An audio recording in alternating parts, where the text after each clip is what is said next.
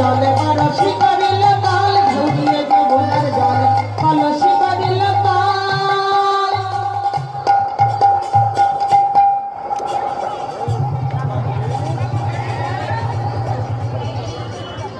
ওগো কলসিতে জল না রহিল, ওগো কলসিতে জল না রহিল, রইল না সব ঝরে ঝরে পড়ে গেল।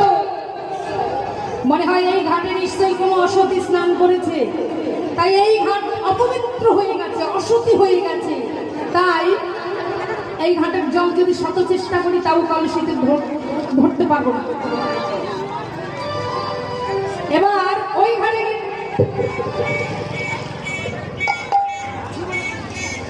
সমস্ত ঘাটে জল ভরলো, কোনো ঘাটের জল কলসিতে ধরে রাখতে পারলো না। কেন? পদকর্তা লীলার এক পাশে দাঁড়িয়ে বললেন, আশ্রয় লইয়া ভজে তারে কৃষ্ণ নাহিতা যা সম্মরে অকারণ। চঞ্চল মনে কখনো কৃষ্ণ ভজন হয় না, চঞ্চল মনে কিছু ধরে রাখা যায় না। তাই শূন্য কলসি এনে বুদ্ধরাজের সম্মুখে রাখলো।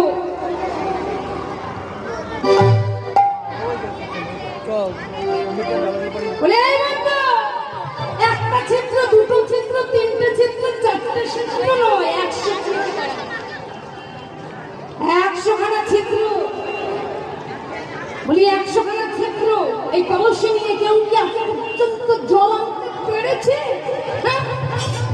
জটিলা বলছে, মুখপুরি আগে ভাবা উচিত, আগে ভাবা উচিত ছিল। সবাই জেনে গেল তুই অসতী। দেবে কি আমি ছাড়া কেউ পারবে না।